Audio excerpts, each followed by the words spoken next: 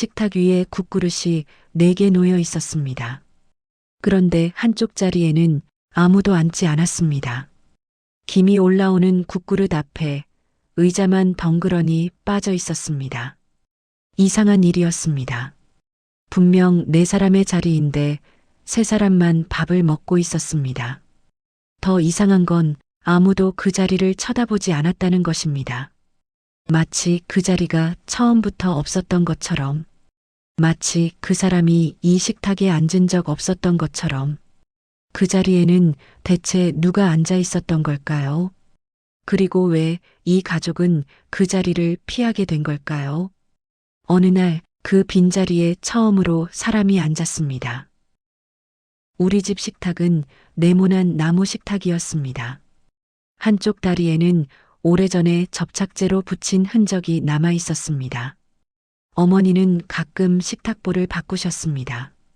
그때마다 분위기가 다르지. 라고 혼잣말처럼 말씀하셨습니다. 식탁에는 의자가 4개 있었습니다. 아버지 자리, 어머니 자리, 저의 자리, 그리고 형의 자리였습니다. 형은 저보다 6살 많았고 말이 많지 않은 사람이었습니다. 밥을 먹을 때도 조용했고 반찬을 집을 때도 소리가 나지 않았습니다. 그 대신 밥은 늘 깨끗이 비웠습니다. 어머니는 그런 형을 볼 때마다 아무 말 없이 국을 한 번 더 떠주셨습니다. 그게 둘 사이의 대화였습니다. 형의 자리는 식탁 안쪽, 벽에 가까운 자리였습니다. 창문빛이 가장 적게 닿고 텔레비전도 잘 보이지 않는 자리였습니다. 아무도 정해주지 않았지만 형은 늘 그 자리에 앉았습니다. 어릴 때는 궁금한 적이 있었습니다. 형, 거기 불편하지 않아? 텔레비전 안 보여. 형은 대답했습니다. 안 봐도 돼. 그 말이 쿨한 건지 무심한 건지 아니면 정말 상관없는 건지는 알 수 없었습니다. 다만 형은 그 자리에서 한 번도 불만을 말한 적이 없었습니다. 형이 집을 나간 건 3년 전이었습니다. 정확히 말하면 나간 것은 아닙니다. 독립을 한 것입니다. 회사가 멀어졌고 형은 결국 회사 근처에 방을 구했습니다. 누가 봐도 자연스러운 선택이었습니다. 그런데 이상한 일이 하나 있었습니다. 형이 떠나는 날 어머니는 아무 말도 하지 않으셨습니다. 아침부터 형은 짐을 쌌습니다. 큰 짐은 이미 며칠 전에 보냈고 남은 건 가방 하나와 이불 한 채뿐이었습니다. 어머니는 부엌에서 김치를 통에 담고 계셨습니다. 형이 신발을 신으러 현관으로 갈 때쯤 어머니가 김치통을 들고 나오셨습니다. 밥은 꼭 챙겨 먹어라. 그 말이 전부였습니다. 형은 김치통을 받아들면서 짧게 대답했습니다. 네. 그리고 잠깐 아주 짧은 침묵이 있었습니다. 어머니와 형이 서로를 바라보았는데 무슨 말을 하려다가 둘 다 하지 않은 듯한 침묵이었습니다. 어머니가 먼저 고개를 돌리셨고 형은 신발을 신기 시작했습니다. 아버지는 텔레비전을 보고 계셨습니다. 형이 현관문을 열고 나갈 때 아버지는 고개를 한번 돌리셨지만 자리에서 일어나지는 않으셨습니다. 잘 가라. 아버지의 말도 그것이 전부였습니다. 저는 형을 따라 현관까지 나갔습니다. 복도에서 형은 운동화 끈을 다시 묶었고 저는 그 모습을 멍하니 보고 있었습니다. 자주 올게. 형이 그렇게 말하고 엘리베이터를 탔습니다. 엘리베이터 문이 닫히는 순간 형이 한번 돌아봤습니다. 표정은 잘 보이지 않았습니다. 문이 닫혔고 숫자가 줄어들었고 저는 한동안 그 자리에 서 있었습니다. 그게 마지막이었다는 뜻은 아닙니다. 형은 실제로 자주 연락을 했습니다. 전화도 했고 가끔은 주말에 집에 들르기도 했습니다. 올 때마다 빈손으로 오지 않았습니다. 어머니가 좋아하시는 과일을 사오거나 아버지 드실 간식을 사왔습니다. 하지만 함께 저녁을 먹는 일은 자연스럽게 줄었습니다. 형의 퇴근 시간은 늦었고 집에 올 때쯤이면 우리는 이미 식사를 마친 뒤였습니다. 주말에 오더라도 점심을 먹고 오후에 잠깐 있다가 돌아가는 경우가 많았습니다. 저녁 시간까지 남아있는 일은 점점 드물어졌습니다. 처음엔 형의 몫을 남겨두었습니다. 그러다 냉장고로 들어갔고 어느 순간부터는 처음부터 세 사람분만 차리게 되었습니다. 아무도 그 변화를 말로 꺼내지 않았습니다. 식탁 위의 그릇수가 넷에서 셋으로 줄어든 것을 누구도 지적하지 않았습니다. 어머니도 아버지도 저도 그냥 셋이서 밥을 먹고 셋이서 설거지를 하고 셋이서 텔레비전을 보았습니다. 4개의 의자 중 하나가 비어 있다는 사실은 그냥 배경 같은 것이 되었습니다. 매일 보는 창밖 풍경처럼 거기 있지만 의식하지 않는 것. 하지만 저는 한 가지를 눈치채고 있었습니다. 밥을 먹을 때 어머니의 시선이 가끔 그 자리 쪽으로 흘러가는 것을요. 아주 짧은 순간이었습니다.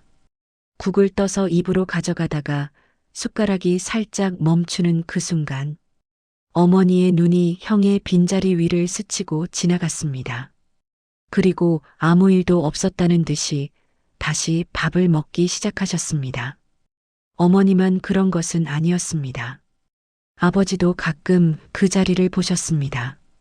다만 아버지는 더 짧게, 더 무심하게 보셨습니다. 마치 창밖을 한번 힐끗 보는 것처럼 특별한 의미 없이 시선이 지나가는 것 같았습니다. 하지만 저는 알고 있었습니다. 아버지가 그 자리를 볼 때면 젓가락을 쥔 손에 힘이 살짝 더 들어간다는 것을요. 저도 마찬가지였습니다. 밥을 먹으며 무심코 그 자리를 보게 되면 괜히 시선을 돌렸습니다. 텔레비전 쪽으로, 창문 쪽으로, 아무 곳으로나. 왜 그랬는지는 설명하기 어렵습니다. 슬퍼서도 아니었고 형이 보고 싶어서도 아니었습니다. 그냥 보고 나면 마음이 불편해졌습니다. 뭔가 말해야 할 것 같은데 말하지 않는 그런 느낌. 아직 정리되지 않은 무언가가 그 빈자리에 남아있는 것 같은 느낌. 그런데 이 가족에게는 이상한 습관이 하나 있었습니다. 형의 자리에 물건을 올려놓는 것이었습니다. 사람은 앉지 않았지만 그 자리에는 물건이 올라가기 시작했습니다. 택배 박스, 신문, 가방. 마치 비어 있다는 사실을 덮어두려는 것처럼. 그런데 한 번은 형이 갑자기 집에 온 적이 있었습니다.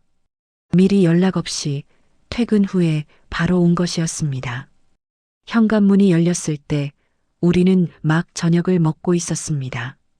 형은 구두를 벗으며 안을 들여다보았습니다. 그리고 식탁을 보았습니다. 3개의 그릇, 3사람, 그리고 물건이 쌓여 있는 자기 자리. 형은 아무 말도 하지 않았습니다. 소파에 앉아 텔레비전을 보는 척했지만 시선은 식탁 쪽에 머물러 있었습니다. 자기 자리 위에 쌓인 물건들. 그날 형은 1시간쯤 있다가 돌아갔습니다. 하지만 나중에 생각해보니 형의 시선이 머물렀던 건 자기 자리에 앉을 때가 없었기 때문일 수도 있었습니다. 형은 그걸 직접 말하지 않았습니다. 우리도 알아채지 못했습니다. 그래서 그 자리는 계속 물건으로 채워져 있었고 형은 올 때마다 소파에 앉았습니다. 식탁이 아니라 소파에. 우리는 3사람 모두 그 자리를 피해 앉는데 익숙해져 있었습니다. 그런데 문득 궁금해졌습니다. 어머니도 아버지도 왜 한 번도 그 자리에 대해 이야기하지 않으셨을까요? 형도 왜 한 번도 그 자리를 물어보지 않았을까요? 그리고 저는 왜 그 자리가 그렇게 신경 쓰이면서도 한 번도 앉아보지 않았을까요? 그 답을 알게 된 건 한참 뒤의 일이었습니다. 설날이었습니다. 평소보다 사람이 많았습니다. 형이 왔고 고모네 식구도 왔습니다. 우리 집 식탁은 4명이 앉기에도 빠듯했으니까 접이식 탁자를 하나 더 펴야 했습니다. 어머니는 아침부터 부엌에서 분주히 움직이셨습니다. 전을 부치고 잡채를 볶고 갈비찜을 데우셨습니다. 부엌에서 기름 냄새와 육수 냄새가 번갈아 났고 텔레비전에서는 설 특집 프로그램이 흘러나왔습니다. 제가 형의 자리에서 물건을 치운 건 그날 아침이었습니다. 손님이 오시니까 정리를 해야 했고 의자 위에 쌓인 택배 박스와 신문 더미를 방으로 옮겼습니다. 물건을 치우고 나니 의자가 드러났습니다. 먼지가 조금 앉아 있었습니다. 걸레로 한번 닦았습니다. 그때 어머니가 부엌에서 잠깐 나오셔서 제가 의자를 닦는 걸 보셨습니다. 어머니는 아무 말씀하지 않으셨습니다. 그냥 다시 부엌으로 들어가셨습니다. 자리 잡아요. 다들. 점심때 어머니의 말에 하나둘 식탁 쪽으로 모였습니다. 그런데 문제가 생겼습니다. 접이식 탁자를 붙였지만 의자는 하나가 부족했습니다. 자연스럽게 자리가 뒤섞였고 남은 건 나와 형, 그리고 그 빈자리였습니다. 그리고 빈자리 하나. 형의 원래 자리. 벽 쪽 빛이 적게 들어오는 그 자리. 형은 잠깐 서 있었습니다. 자기 원래 자리를 보고 있었는데 그 표정이 묘했습니다. 앉아도 되는데 망설이는 표정. 마치 오래간만에 돌아온 집인데 자기 방문을 열기 전에 잠깐 멈추는 사람 같았습니다. 저도 가만히 서 있었습니다. 저는 그 자리에 앉을 생각이 전혀 없었습니다. 형의 자리였으니까요. 3년 동안 비어 있었어도 물건이 쌓여 있었어도 그건 형의 자리였습니다. 그때 어머니가 부엌에서 나오시며 말씀하셨습니다. 거기 앉아. 어머니는 저를 보고 말씀하셨습니다. 저는 잠깐 망설이다가 형의 자리에 앉았습니다. 의자를 끄는 소리가 생각보다 크게 났습니다. 앉았습니다. 형의 자리에 처음으로 의자에 몸을 내려놓는 순간 이상한 감각이 들었습니다. 물리적으로는 아무것도 다르지 않았습니다. 같은 나무 의자, 같은 높이, 같은 식탁. 하지만 시야가 달랐습니다. 이 자리에서는 현관문이 정면으로 보였습니다. 형은 이 자리에 앉아 매일 그 문을 보며 밥을 먹었을 겁니다. 나서고 돌아오고 마지막으로 나갔던 문을 형이 이 자리를 불편하다고 한 번도 말하지 않은 이유가 갑자기 이해가 되는 것 같았습니다. 식사가 시작되었습니다. 고모가 형에게 말을 걸었습니다. 너 요즘 잘 지내니? 밥은 잘 챙겨 먹고? 형이 대답했습니다. 네, 잘 지내요. 혼자 밥 해 먹어? 아니면 사 먹어? 반반이에요. 고모는 더 물어보고 싶은 듯 했지만 고모부가 갈비찜 이야기를 꺼내면서 대화가 넘어갔습니다. 저는 그 짧은 대화를 들으면서 묘한 감정이 올라오는 걸 느꼈습니다. 형이 혼자 밥을 먹고 있다는 사실이 이 자리에 앉아 있는 저에게 유독 크게 와닿았습니다. 이 자리에서 형이 매일 밥을 먹었었는데 지금 형은 어디선가 혼자 밥을 먹고 있다는 것. 그리고 이 자리에는 지금 제가 앉아 있다는 것. 그 대비가 마음을 건드렸습니다.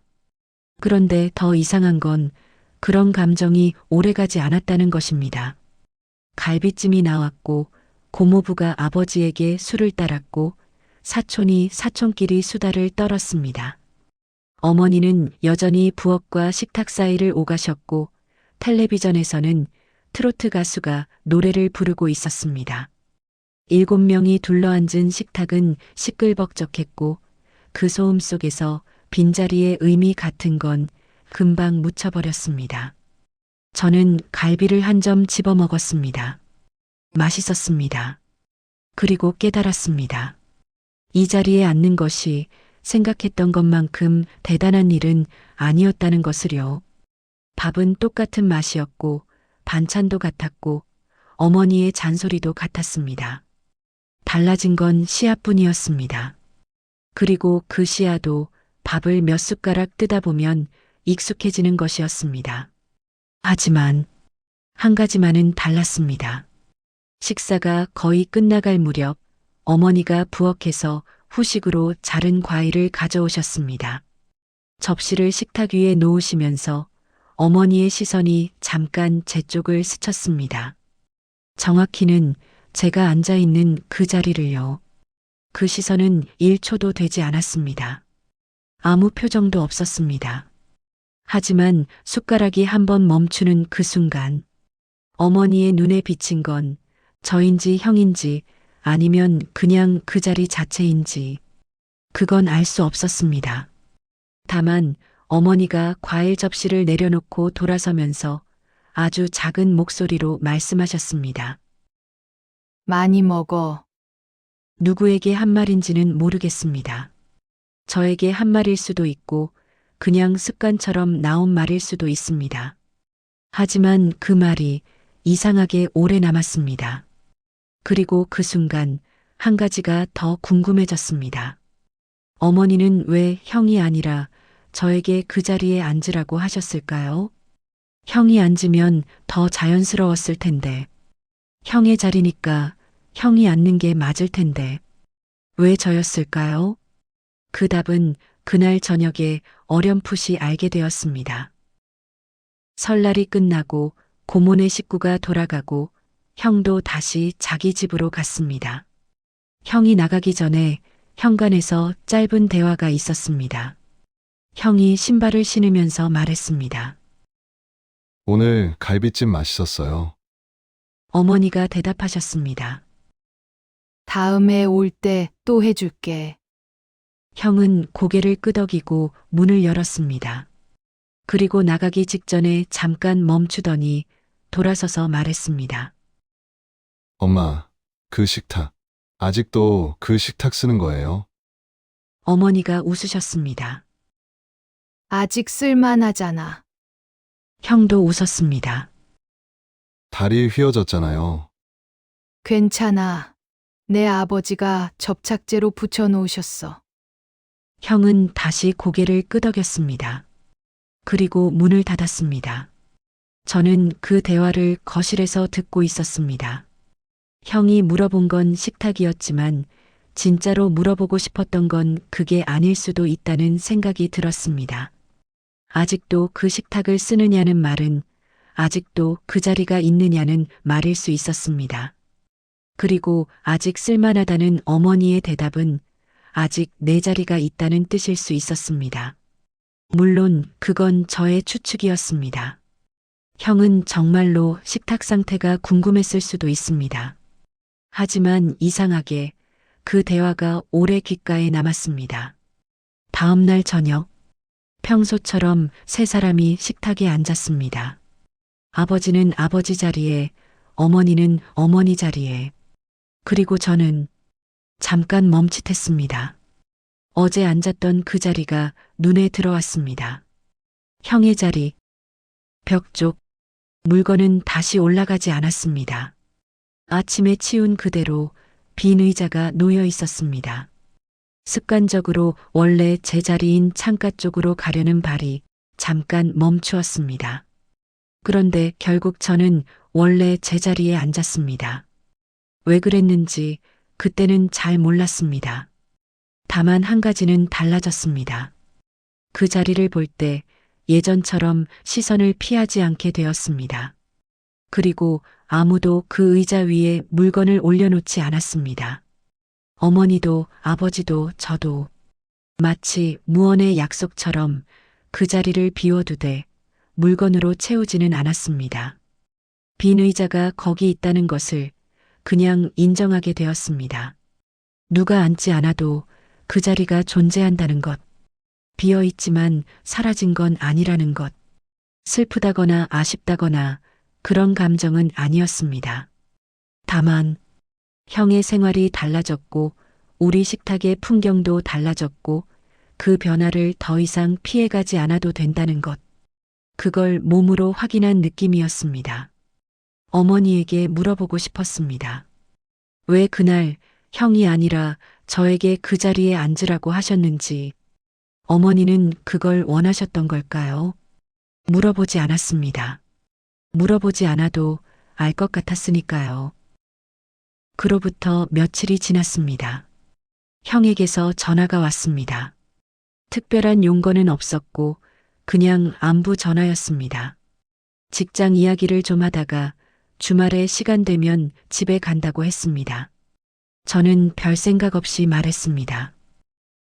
형, 이번에 오면 저녁 같이 먹자. 전화기 너머로 형이 잠깐 멈추는 게 느껴졌습니다.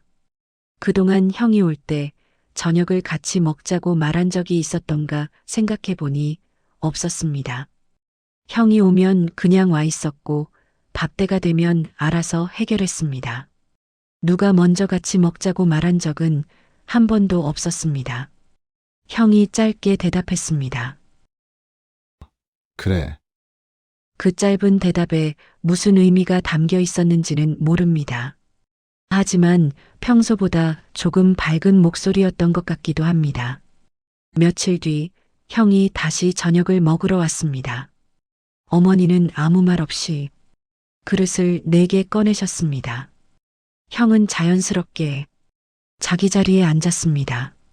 4개의 의자에 4사람이 앉아 있었습니다. 어머니가 국을 떠서 형의 그릇에 담아주셨습니다. 아무 말 없이, 형도 아무 말 없이 받았습니다.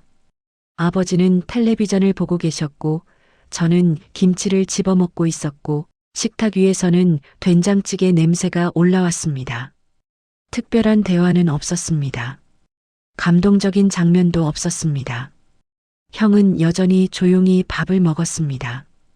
반찬을 집을 때도 소리가 나지 않았고 밥을 깨끗하게 비웠습니다. 어머니가 국을 한 번 더 떠주셨습니다. 하지만 4개의 의자에 4사람이 앉아 있는 그 풍경이 그날따라 유독 따뜻하게 느껴졌습니다. 식사가 끝나갈 무렵 형이 말했습니다.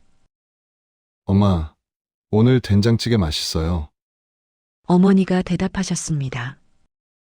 매일 똑같은 건데 뭘. 형은 웃었습니다. 집에서 먹으니까 다르잖아요. 어머니는 대답하지 않으셨습니다. 대신 자리에서 일어나 냉장고에서 배를 꺼내 깎기 시작하셨습니다. 배를 깎는 어머니의 등이 보였습니다. 칼질 소리가 고르게 났습니다. 저는 그 풍경을 바라보면서 생각했습니다. 어머니가 지금 배를 깎는 건 형이 와서일 수도 있고 그냥 후식이 먹고 싶어서일 수도 있습니다.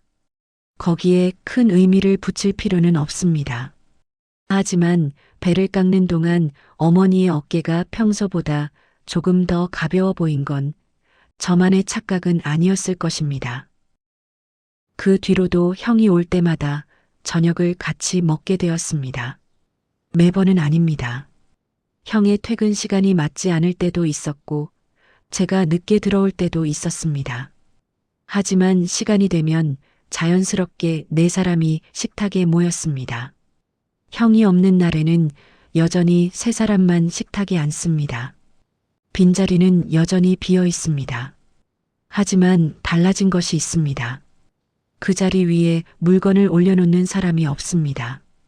그리고 가끔은 제가 그 자리에 앉기도 합니다. 반찬을 놓을 공간이 필요할 때, 혹은 그냥 아무 생각 없이 그쪽으로 갈 때, 누구도 그걸 이상하게 여기지 않습니다. 자리가 필요하면 쓰고 아니면 비워두는 정도. 그게 지금 우리 식탁의 풍경입니다. 그 자리에 앉는다고 해서 무언가를 잊는 것도 아니고 부정하는 것도 아니었습니다. 그저 생활이 달라졌다는 걸, 그 변화를 더 이상 피하지 않겠다는 걸 몸으로 인정하는 방식이었습니다. 요즘은 가끔 형이 주말에 집에 올 때 문을 열면서 말합니다. 오늘 저녁 같이 먹어도 돼요? 그 말이 나올 때마다 어머니는 이미 냉장고 문을 열고 계십니다. 국거리를 꺼내고 그릇을 하나 더 올리고 아무 말 없이. 그리고 우리는 네 사람이 앉든 세 사람이 앉든 그냥 밥을 먹습니다. 식탁의 풍경은 조금 달라졌습니다. 하지만 그 안에서 우리는 여전히 잘 지내고 있습니다. 저는 이제 그 자리를 보면 불편함보다 여유가 먼저 듭니다. 처음으로 앉아봤고 아무 일도 없었다는 걸 알게 됐기 때문입니다. 어쩌면 우리가 피하고 있었던 건 그 자리가 아니었을지도 모릅니다. 변화를 인정하는 것, 달라진 풍경을 받아들이는 것, 그것이 어려웠던 거지 자리가 무서웠던 건 아닙니다. 그리고 어머니가 그날 저에게 그 자리에 앉으라고 했을 때 어쩌면 어머니도 처음으로 그 변화를 받아들이신 건 아닐까요? 그건 물어보지 않았으니 알 수 없습니다. 다만 다음 설에도 우리는 다시 그 식탁에 둘러앉을 것입니다. 의자가 모자라면 또 누군가 그 자리에 앉을 것입니다. 그리고 어머니는 또 이렇게 말씀하시겠지요. 많이 먹어. 그 말이면 충분합니다. 오늘 이야기를 여기까지 함께 들어주셔서 고맙습니다. 여러분의 식탁에도 비어있는 자리가 하나쯤 있으실지 모릅니다. 혹시 오늘 그 사람이 떠오르셨다면 안부 한마디 건네보시는 것도 좋겠습니다. 이야기가 마음에 남으셨다면 다음 이야기에서도 조용히 함께 해주세요. 여러분의 이야기도 댓글로 나눠주시면 큰 힘이 됩니다. 오늘도 따뜻한 하루 보내시길 바랍니다.